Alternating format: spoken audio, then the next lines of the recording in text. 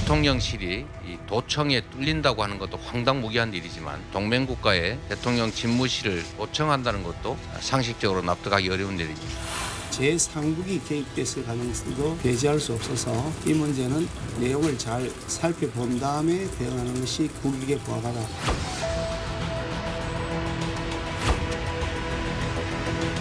사실 이런 보안 사고는 절속적인 대통령실 이전 때부터 우려되고 예상되었습니다. 하게 NSC 시스템을 뿌리고 보안 조치를 소홀히 하여 이런 사태가 벌어진 것은 아닌지 명백한 진상조사가 필요합니다. 좀 더 신중하게 지켜보면서 이야기를 해야 될 내용이라고 생각합니다. 오히려 지금 옮긴 데가 도감청이 훨씬 어렵다고 내가 알고 있는데요.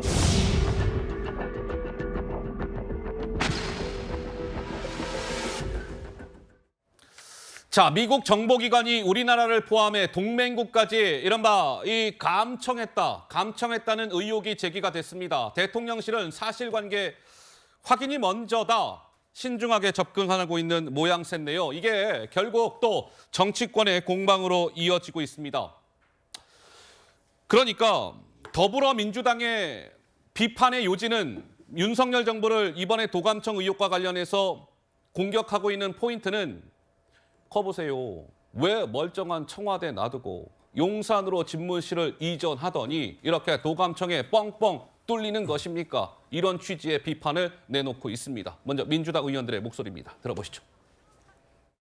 항의가 먼저 있었어야 되는 게 수순이지 않겠습니까? 문제를 당하고 때린 사람은 따로 있는데 그걸 지적한 사람을 향해서 지금 화를 내고 있는 형국이거든요. 국익 중심으로 생각하셔라. 윤 정부 흔드는 데 초점 두면 안 된다. 바이든 날리면 시즌2를 보는 것 같습니다. 문제 제기한 사람들, 의혹 보도한 사람들 또 고발할 것인가? 이 또다시 바이든 날리면 시즌2로 또 다시 가는 건가? 국익에 반하면 외국에 대해서도 당당하게 거부권을 행사하기 바랍니다. 일본에 가서 뺨 맞고 오더니 미국은 가기도 전에 사전에 뺨부터 맞고 시작하는 겁니까? 나라의 채통 좀 지켜주십시오. 이게 나라냐? 자, 그러니까 대통령실 관계자는 이번 논란과 관련해서 사실관계 파악이 우선이다. 수정되거나 조작됐을 가능성도 있다. 김기현 국민의힘 대표는 역시 마찬가지 취지네요. 사실 확인이 필요하다. 신중하게 접근해야 된다. 그러나 이재명 민주당 대표는 동맹 핵심 가치는 상호 존중인데 엄정 대응하겠다. 황당무계한 일이 벌어졌다. 이렇게 목소리를 높였습니다. 김연아 의원께서는 좀 어떻게 보시는지요? 네, 저는 먼저 전제가 필요합니다. 이 감청을 했다는 이 보도, 의혹이 사실이라면 그것은 무척 심각한 일입니다. 그리고 우리도 단단한 이에 대한 항의와 준비가 필요하다고 생각이 됩니다. 근데 지금 전제가 좀 흔들리고 있죠. 어떤 전제가 흔들리고 있을까요? 의혹입니다. 의혹. 민주당 의원들도 의혹이라고 얘기하고 있습니다. 그러면 지금 제일 급한 건 이 의혹에 대한 사실 여부를 먼저 확인하는 문제입니다. 그리고 미국과 우리는 동맹 관계이지 않습니까? 이런 믿음을 갖고 서로 관계를 가져왔던 파트너에 대해서 이런 의혹이 제기했을 때 저는 제일 먼저 해야 되는 것이 사실 확인이라고 생각하는데 사실 확인. 예. 문제는 이재명 당대표에 대해서는 조그만 의혹도 무죄 추정의 원칙이니 의혹이니 하면서 정말 사실 확인이 필요한 이 외교 문제에 대해서는 왜 이렇게 의혹에 입과 귀가 가벼운지 저는 민주당에게 그것을 이해할 수가 없습니다. 두 번째, 이 의혹과 관계없이 아니 대통령실을 이전해서 감청이 됐다는 건 또 무슨 뚱딴지 같은 얘기입니까? 여기 그냥 민가에다가 대통령실 옮긴 거 아닙니다. 국방부가 있던 공간입니다. 그러면 문재인 정부 내내 있었던 국방부가 그만큼 허술해서 다 도청에 노출됐다는 얘기를 인정하는 겁니까? 말이 되지 않지 않습니까? 그러니까 저는 좀 화가 나는 것 이해합니다. 그러나 제가 말씀드렸죠. 사실이라는 전제하에 사실 확인되고 나서 화내고 항의해도 늦지 않습니다. 지금은 냉정하게 사실 판단이 먼저 필요하고요. 이마저도 자신들의 대통령실 비난 이전에 어떤 빌미로 잡아서 또 끌어다가 비판하는 것은 정말 어불성설이고 정말 유치하기까지 합니다. 자, 장윤미 변호사 한 말씀 듣죠. 미 국방부 대변인이 공식 논평을 냈습니다. 매우 민감한 정보가 유출된 것으로 확인됐다는 취지죠. 사실상 시인한 겁니다.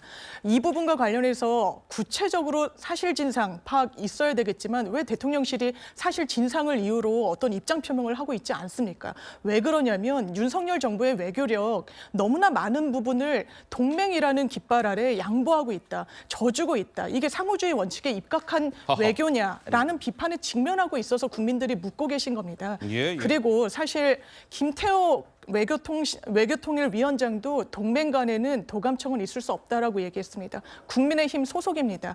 이런 외교 문제에 있어서는 여야가 있을 수가 없는 겁니다. 유승민 전 의원은 뭐라고 얘기했습니까? 대통령실의 입장이 굉장히 실망스럽다고 이야기했습니다. 예. 이 부분과 관련해서 국민들의 어떤 호소 귀담아 들어야 되고요. 용산 직무실 이전한 부분 과연 보안과 안보와 상관없다고 할 것인지. 왜냐하면 이종석 국방위원장 인사청문회 때 국민의힘 소속 의원님들 도 도청의 위험을 상당히 강도 높게 지적했기 때문입니다. 알겠습니다. 예, 그 부분에 대한 답변이 있어야 될 거라고 생각합니다. 자, 참고로 대통령실에서 이번 도감청 의혹과 관련해서 입장이 나왔습니다. 그래서 그 부분은 짚어드려야 될 것 같아서 대통령실에서 오늘 방송 시작 전에 밝힌 입장입니다. 한미 국방장관은 해당 문건의 상당수가 위조됐다는 사실에 견해 일치가 됐다. 뭔가 해당 문건이 위조된 것 같아요. 한미는 그렇게 보고 있다.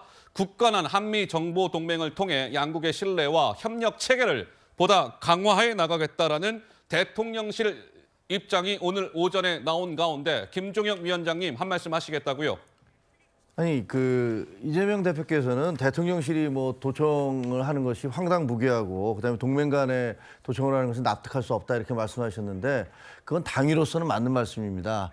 그런데 굉장히 현실과는 동떨어진 말씀이기도 해요. 왜냐하면 실질적으로 각 국가들 사이에서는 끊임없이 그런 상대방의 정보를 끄집어내기 위한 일들이 수없이 저질러져 왔습니다.